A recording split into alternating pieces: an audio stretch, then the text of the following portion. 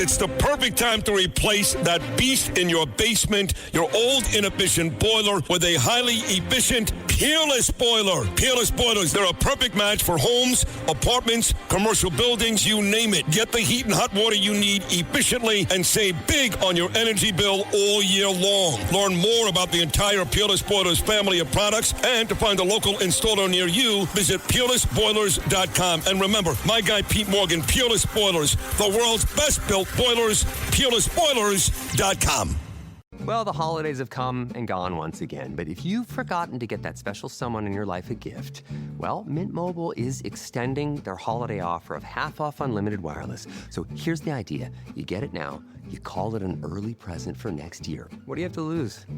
Give it a try at mintmobile.com/switch. Limited time, 50% off regular price for new customers. Upfront payment required. $45 for 3 months, $90 for 6 months, or $180 for 12-month plan. Taxes and fees extra. Speeds may slow after 50 gigabytes per month when network is busy. See terms. The Rita Cosby Show on the Red Apple Podcast Network. Breaking news. And tonight on the Rita Cosby Show, some new details surrounding the shooting of protester Alex Pretti. We're just getting word that based on a review, there are reports that 2 agents from the Customs and Border Protection, that they fired rounds on Pretti, and also that body cam footage likely will come out soon. So that will be interesting to see. What do we see from the body cam perspective?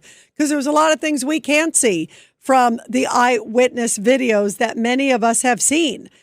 Also, we're getting word that this was not the first encounter that Alex Pretti certainly had with law enforcement. And let's explain this. ICU nurse Alex Pretti first was part of this sort of ad hoc group of local protesters. They turned out to confront the Border Patrol agents that day. So he was part of a group that earlier in the day, about 50 of them, had sort of gone and sort of encircled a whole bunch of agents. So that was one earlier in the day. Now we're hearing, that's according to one of the reports out there, there's another one that's saying that Alex Pretti was known to the feds for a couple different reasons. Now, CNN, of all places, is reporting this, that Alex Pretti suffered a broken rib in a violent confrontation with agents a week or so before the Border Patrol officers killed him in Minneapolis.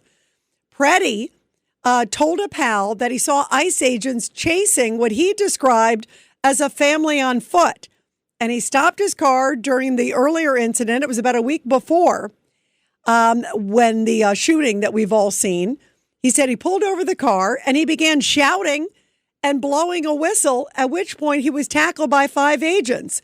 And he claimed to the friend that one of the agents left him with a broken rib after leaning on his back. He told the friend, quote, "That day, I thought I was going to die." So that's very interesting. So he had some encounter the week before, according to this report.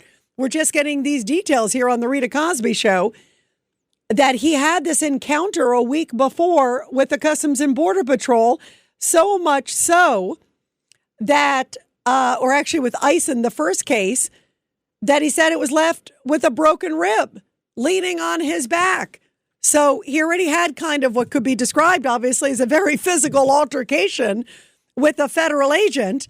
And then apparently he went back again and was meeting and surrounding these officers earlier in the day. And then, as we know, what happened when he was surrounding them and trying to intervene when the other person was being, discussed and pushed and talked to and potentially arrested. So he already had a violent confrontation with an agent or multiple agents, 5 agents, and was known apparently, according to CNN, to ICE. So this puts a bit of a new perspective in all of this. He wasn't just kind of walking by, as sometimes people on the media are describing now. He wasn't somebody who ever could imagine that maybe he'd have some sort of violent reaction from law enforcement. He was clearly angry at what happened to him the first time. So is that why he brought the gun? I don't know. I'm just throwing out these questions. We don't know. But why, if you had this altercation first of all, and intervened, and obviously you got rough and tumble, and then you bring a loaded gun and 2 cartridges, and you go to another altercation, certainly shows a pattern here. 1-800-848-9222, 1-800-848-9222. Meantime, here is Tim Waltz, because he is the governor of Minnesota. He met a little bit ago with Tom Homan, because Tom Homan is now on the ground in Minneapolis. He has essentially replaced Greg Bovino on the ground. Tom Homan, well-known, well-regarded, a former New York cop, somebody who has worked for 5 presidents. He was honored by Barack Obama. I love Tom. This guy is a straight shooter, as straight shooters go. No nonsense, Tom Homan. So he was dispatched to go over there to Minneapolis, bring some calm, but also meet with the leaders and say, hey, listen, you got to cooperate with us. So after the meeting, he meets with Jacob Fry, the mayor, and he also meets with Tim Waltz, the governor. And after the meeting, this is what Tim Waltz had to say. Here he is first talking about his phone call with Trump and sort of explaining his mindset.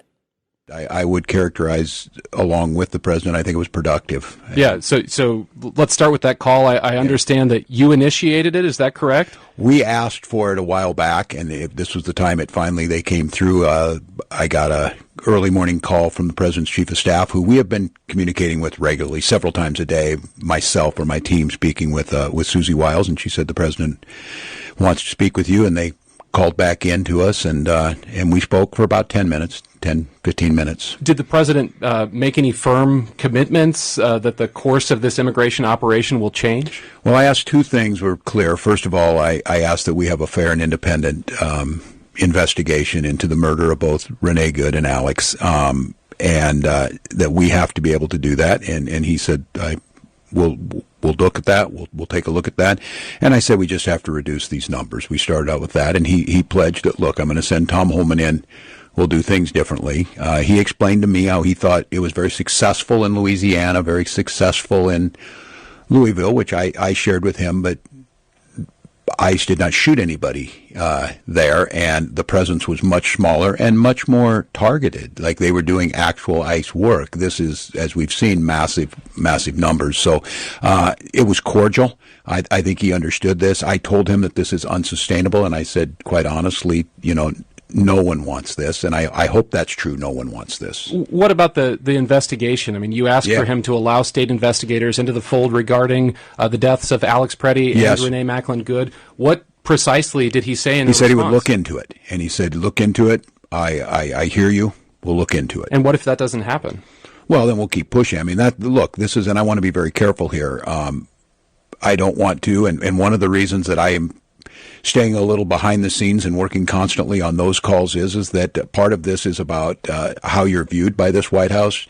I think the listeners here in Minnesota know that I'm somewhat of a lightning rod for this administration. I certainly don't want to be that, but I've had to be speaking up about the atrocities that we're seeing and pushing back. So at this point in time, the president certainly seemed earnest. He pledged to me that we would do this. As I said, we've been in communication over the weekend with his team pretty extensively. I'm understanding now that, and he said he would have Tom Homan in here, and we'll be in touch, I hope, later tonight. I'm understanding that Mr. Bovino and Kristi Noem are no longer going to be here. I would take that a step further. I would hope they're no longer in jobs because they've helped foster this. And we spoke a little bit, and I tried to make the case about Alex. I just spent a set-down hour with his colleagues. And that was Tim Waltz's assessment, the governor of Minnesota. Now here is President Trump talking about his discussions first with Governor Waltz and Mayor Jacob Fry. He spoke with our own Sid Rosenberg on Sid and Friends, who, by the way, celebrated 10 great years at WABC today. Here is part of that conversation with Sid and the president. But I had 2 very good talks. I had Jacob Fry and I had Governor Waltz, and I mean, they were great calls. So let's see how they report it. But they were very nice calls, very respectful. So is there a possibility, President Trump, of some type of compromise? I read that some of the Guard will be leaving the state of Minnesota, some type of compromise to, I guess, make those guys feel like they're in charge, even though, God help us. Yeah, well, I think so. Yeah, I mean, I think so. What we need is their criminals. You know, they have criminals, and all I said, just give us your criminals. And if you give us the criminals, it all goes away. They're there to pick up murders. I don't know if you saw, but it was a couple of days ago announced that crime is the lowest in the history of our country, the recorded history of our country. Wow. That's a big statement. That's because of us. That's because we go into cities and towns. Usually we're embraced. Sometimes we're not. Chicago is like pulling teeth with Pritzker and with the mayor of Chicago, low IQ person. And usually we're embraced, but sometimes we're not. And when we're not, it just makes it harder. And President Trump also spoke with Fox News. And here's what he had to say, because there's a report. Obviously, he came out tonight and he said, yes, we want to de-escalate the situation. I applaud President Trump for really trying to calm the flames, making some changes. It's a good thing because he said, I don't want to see Americans die on American streets. He doesn't want to see Alex Pretti die or Renee Good die. You could tell it really upsets him, and it should. I mean, it's a horrible thing what has happened to these American citizens. It's absolutely terrible. Obviously, we have to see if there's anybody to blame. But regardless, it is still a horrible situation. And here is President Trump on Fox saying, we're going to do some tweaks, but it's not an all-out change. Listen to the way he describes it.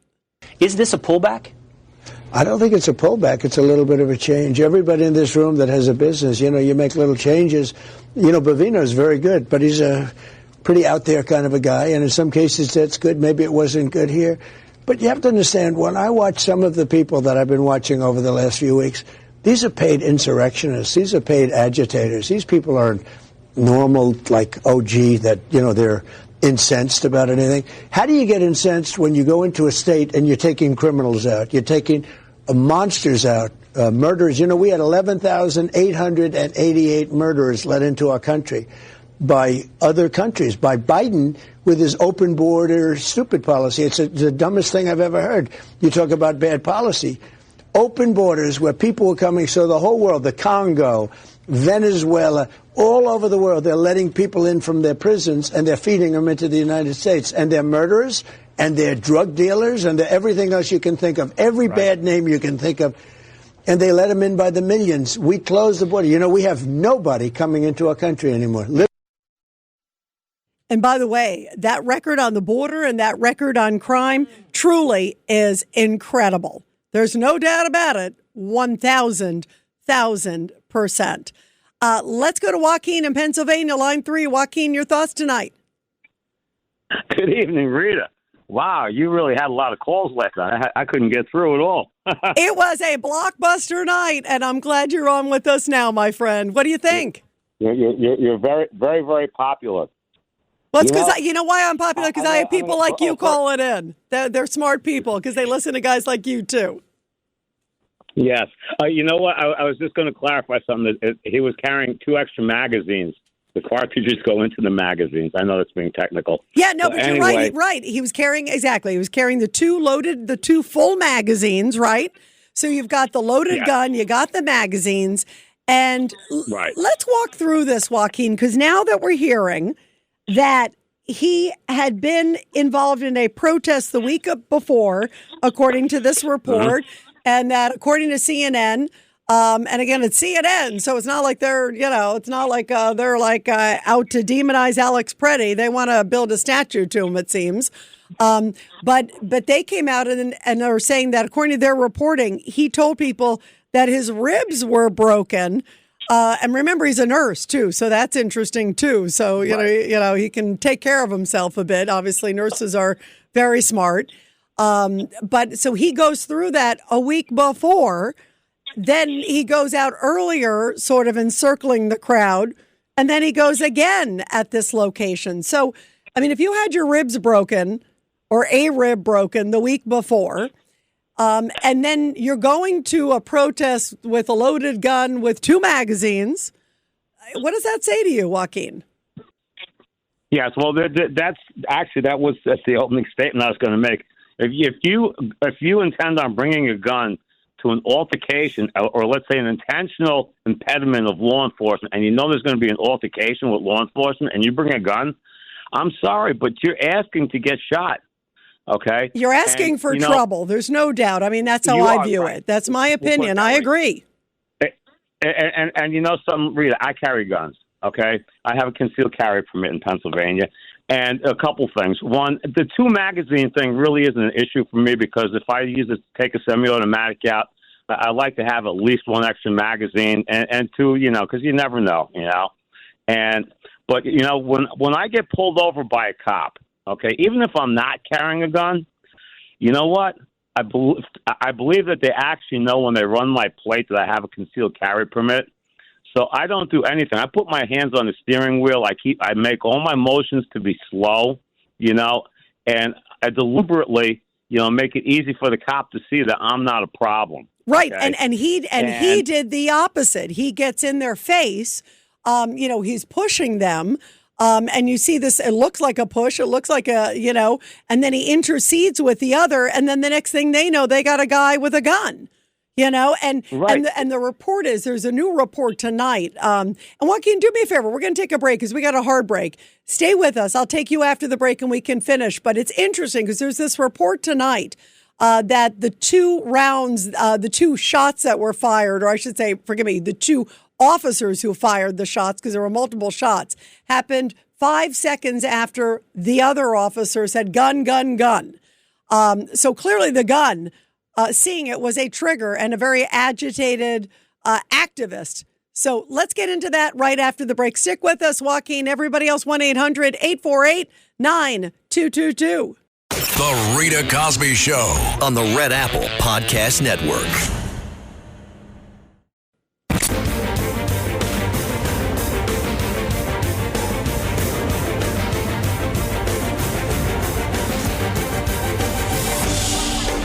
It's the Rita Cosby Show. And let's go back to your calls, guys. 1-800-848-9222. Back to Joaquin. Go ahead, Joaquin. Okay. So I'm trying to think where we were. Okay. Well, we left off on the loaded magazines and also the report that there were 2 agents who fired the shots, according to reports. We're going to see the body cam footage, but that the shooting happened, according to some reports, about 5 seconds after one of the other officers said gun, gun, gun.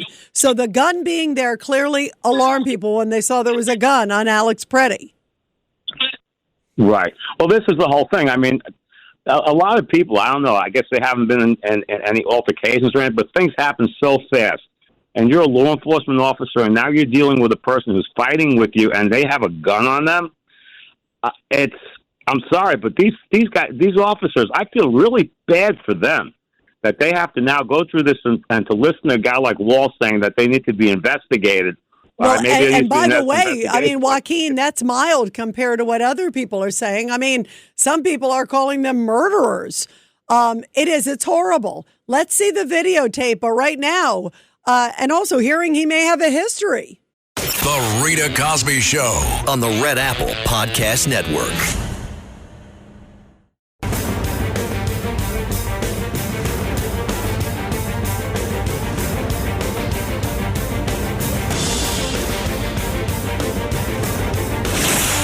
Rita Cosby is on. The Rita Cosby Show presents Back the Blue.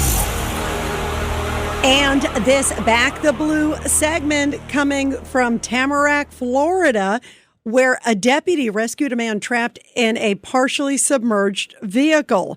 Now, the deputy was at the start of her shift when she received a call about a vehicle in a nearby canal.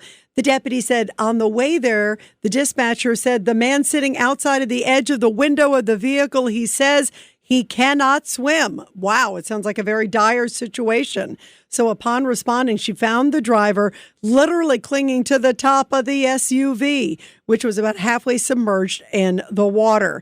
Luckily, the deputy was also a member of the local dive team. She donned on her fins and also a rescue device and quickly went into the water. Luckily, she got him out within only a few minutes to spare, and he escaped with minor injuries. Great work. Thanks to our men and women in blue. Well, there's some interesting breaking news tonight coming out of Minnesota, and it has to do with Ilhan Omar.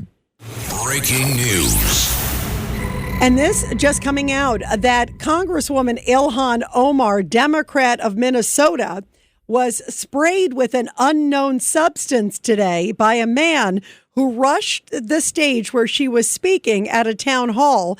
The guy had a syringe and suddenly kind of got up after she started criticizing and admonishing and calling for the abolishing of ICE and also getting rid of Kristi Noem. This guy got up, stormed at her, and apparently this syringe contained some amber-colored liquid. It apparently smelled really bad.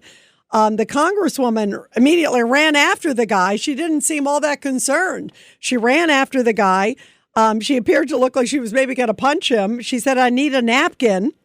And some people were saying, you need to go to the doctor. You need to go to the doctor. But the 43-year-old Ilhan Omar, who's been in the news of late for a lot of different details, that is for sure. She said, no, we're going to continue. I am fine. Other people said, boy, it really smells really bad. So those are the details. Look, I think it's just horrible to see any of this stuff happening, any of these things happening. To anybody on whatever side of the aisle. Clearly, there's a lot of questions, I think, about her finances. What did she know? What didn't she know about Minnesota fraud? There's a lot of questions there, but you hate to see some crazy person going after her or anybody. 1-800-848-9222, 1-800-848-9222. And meantime, also, President Trump asked today about the changes that have been going on with leadership in Minnesota when it comes to ICE and border protection. Here's what President Trump said in an interview and also on the stage because he was in Iowa, too. Why did you decide to shake up your leadership team in Minnesota and send Tom Homan? I do that all the time. I shake up teams. Everybody here, these are a lot of owners of farms and places, and you shake up your team. If they can't do the crops fast enough, they go. Look, we have an incredible team. We did something that nobody said was possible. We didn't go back to Congress and ask for legislation. We closed the border. And in the last 8 months, they have, and this is actually hard to believe, nobody crossed the border, right? Nobody. They say nobody. I don't even know if that's possible. But, you know, it's Democrats that do the report. It's a very liberal group that does that report. It's a very important report. And for 9 months, I guess 8 months, 9 months, we have nobody coming into our country unless they come in legally. We want them to come in legally. You need people to work for you. But we did something that I would say people thought that was absolutely impossible, and we were able to do it. So we're very honored by what's happened to our country. In addition, we have $18 trillion coming in, building plants, building auto factories, building AI factories. Like no other country in the world has done what we've done in the last year. And I think it's the most successful first-term president. There's never been a year like this in the history of the country. Well, President Trump, boy, is he juggling a lot of things. He is trying to bring calm to Minnesota. I applaud him for sending Tom Homan there, for making some changes, for trying to calm the tempers that are definitely high in Minnesota. Obviously, if Democrats were cooperating and encouraging their constituents to do the same, things would be different, and he wouldn't need to go there. President Trump wouldn't need to send Tom Homan and do changes. But I applaud him for trying to be the conciliator and chief, because he's got a tough act. There are some of these people that are just die hard against ICE and die hard against the president. You got to hear this guy. This is really chilling. This is a self-described Antifa agitator. He's online. He's all over the place. And he's saying it is time to end ICE. And he's not saying it in a nice way. Listen to this. This is just a sample of many people that are out there making similar comments. It is frightening. My name is Kyle. I'm Antifa, and there's so much rage in me that I've had to record this like 15 times trying to get the message out. They up, okay? Go watch my other videos. Doesn't matter if you're not here and you're not caught up. You missed the fight. But if you are, it's time to suit up. Boots on the ground. Nicollet and 26th. My house is 4 blocks away. Anywhere between Franklin and Nicollet and 26th and Nicollet. Show up, ready to go.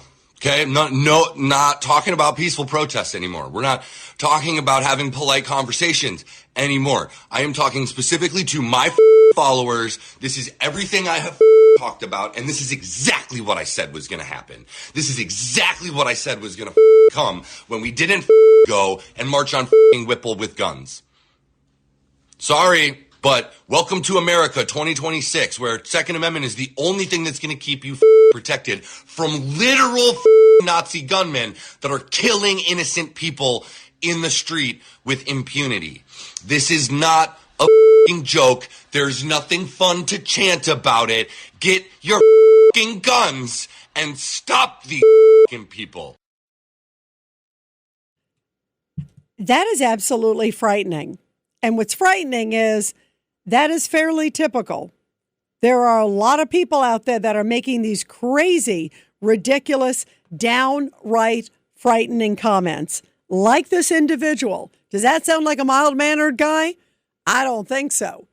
Also, a Virginia nurse is being called out because she said she wants to poison ICE agents, and she's encouraging others to do the same. Can you imagine putting out a call in the healthcare industry? What if somebody listens to this nut saying you should poison ICE people? Here's how you can put the wrong thing in the syringe if they're in the hospital. I mean, this is shocking. There's another woman I was watching tonight saying she works in nursing homes, saying nursing homes are, quote, going to be bleak for MAGA. In other words, for MAGA, individuals that come to a nursing home, what, they're not going to take care of them? They're going to let them die or something like that accidentally? I mean, this is really frightening. This is downright frightening. Not only are these people just nuts, but they're also encouraging people who are absolutely nuts. And get this, it's not just sort of Antifa and these people, guys. Larry Krasner, a name you've heard me talk about before here on the Rita Cosby Show. Well, Larry Krasner, the Philly DA, who is a Soros-backed DA. He's to the left of the left of the left. And he really also, I think, should be charged with inciting. And I think Tim Waltz and Jacob Fry should be as well, because their words are definitely inciting and whipping up the crowd. And listen to what the Philadelphia DA, Larry Krasner, had to say, what he thinks should happen to ICE. He used the phrase, hunt them down. That sounds pretty provocative. Listen to this, a sitting DA in one of America's biggest cities.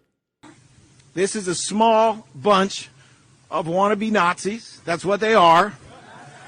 In a country of 350 million, we outnumber them.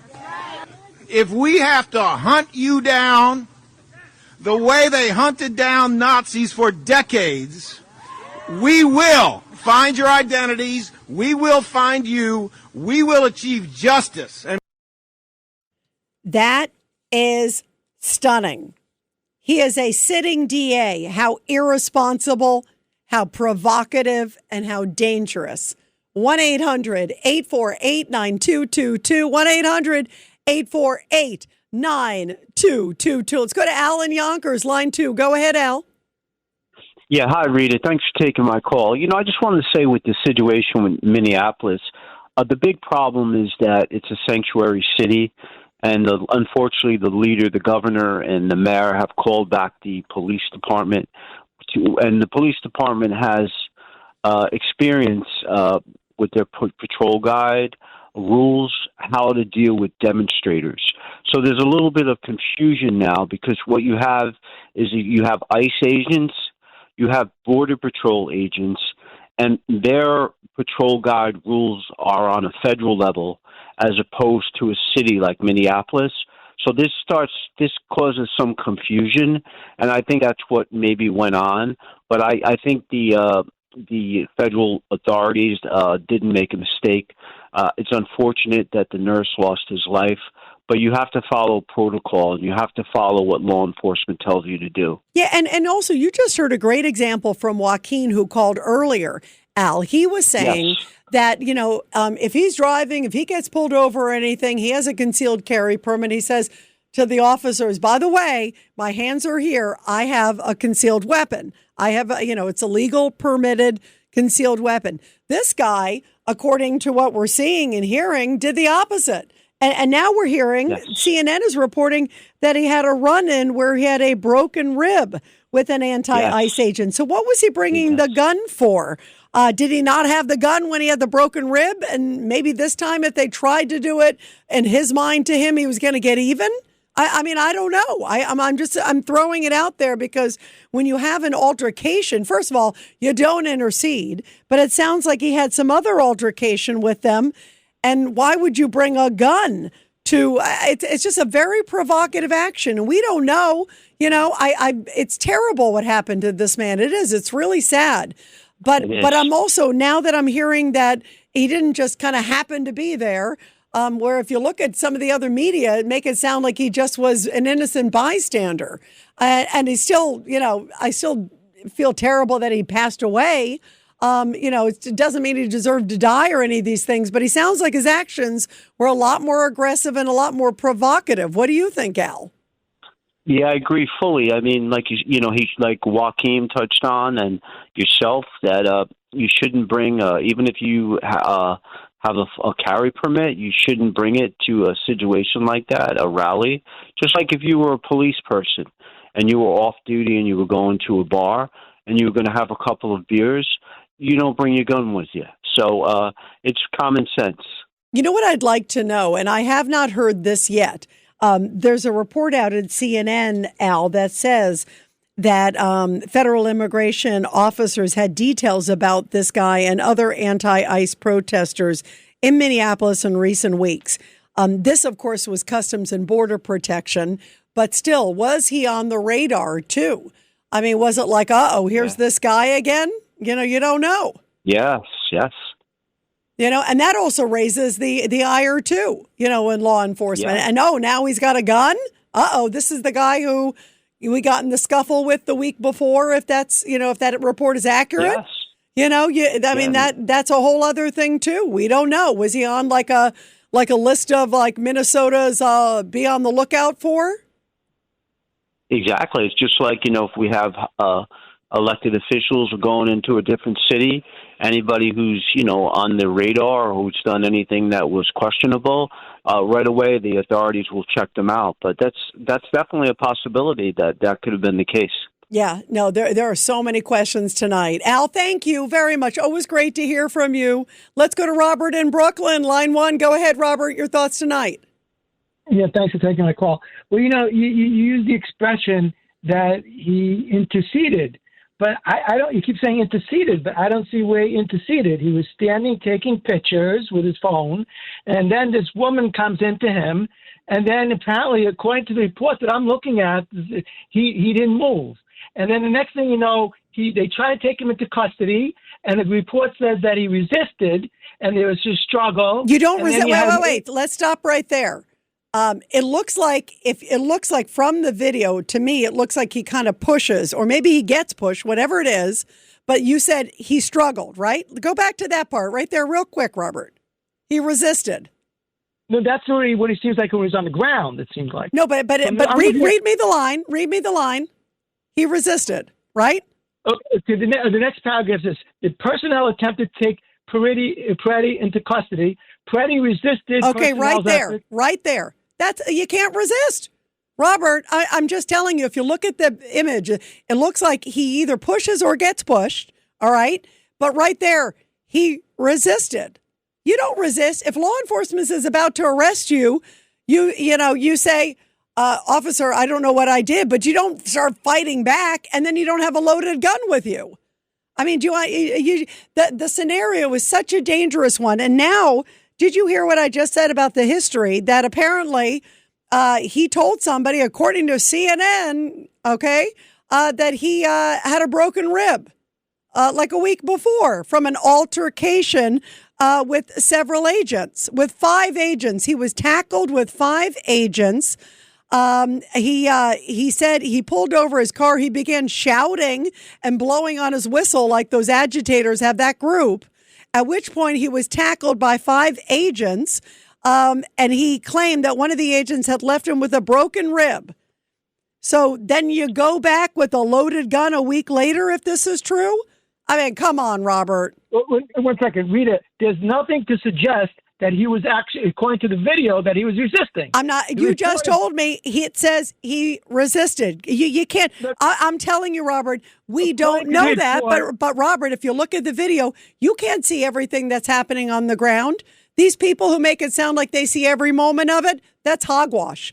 I'm looking at the video. I have covered police for decades, and I am telling you that it looks like there's a big scuffle. You don't just try to subdue someone for no reason. And if you do, obviously that's illegal and improper by police. But there's a very good chance that when we see the body cam footage, we'll see a very aggressive resisting man. And clearly he had problems with them before, according to the CNN report. I mean, he wasn't, are you willing to say it wasn't like he was just popping by? You know, you get a broken rib from ICE, apparently, according to this report, a week before, and then you come with a loaded gun after you've surrounded the crowd a little earlier in the day. And then you get in their face and you don't, according to them, they're resisting. Let's see what the video shows, to your point.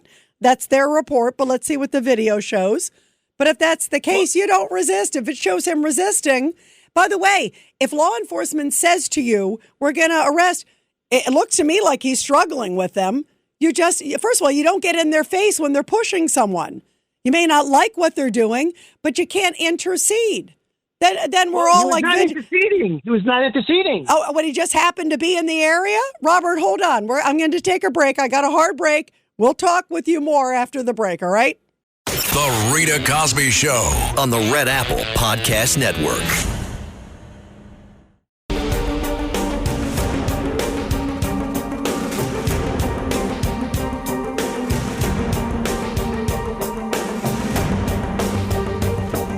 This is the Rita Cosby Show.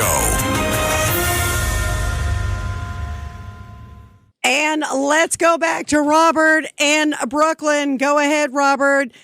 So, Robert, you seem to think he just happened to be a passerby, and then he suddenly was shot. I'm not saying the guy deserved to die. I absolutely think this needs to be investigated. We need to find out the details. But now that we're hearing that there were some other, obviously, encounters, and it sounds like some violent encounters that he had with federal authorities, and then he comes back with a loaded gun and 2 magazines, that doesn't raise your ire, Robert, or you're not getting that? Well, no, Rita, the idea that he interceded or resisted I don't buy that. But moreover, it's totally moot because you had about 6 officers there on top of him. He posed no threat at all. It's absurd. Robert, hold on. Robert, I'm going to stop. No, hold on. I am going to stop you there because you have somebody who is, according to them, and we'll see what the video says. I'll give you that, resisting arrest, okay? Let's see what it is. And he's got a loaded gun, and it doesn't mean that he can't grab an officer's gun, that he can't grab his gun. It doesn't mean he doesn't have another gun. And just because they see one gun, there might be 3 or 4 more on that person. That raises the spectrum. You don't think if you're a law enforcement person and you got a guy who has been in your face, it seems like quite a bit in the past, and his group has been in your face quite a bit in the past, and now he's got a gun on him, and who knows what he's saying, who knows what's going on down there? Who knows where each of his hands are? You don't know. Were you there, Robert? You weren't. And nor was I, which is why we need a full investigation. Thanks for listening to The Rita Cosby Show. You can hear The Rita Cosby Show weeknights at 10 on 77 WABC. If you like the podcast, share it with your friends and listen anytime at WABCRadio.com and download the WABC Radio app. Hit that subscribe button on all major podcast platforms. Plus, follow WABC on social on Instagram, TikTok, Facebook, and X. See you next time for a new episode so you never have to wonder. What the heck is going on here? Every week, the Payne family cuts straight to the real financial story. The one question, Bob, everyone's asking is, are we in an artificial intelligence bubble? You've been through boom and busts. What do you think? No hype, no myths. Just what actually matters to your money.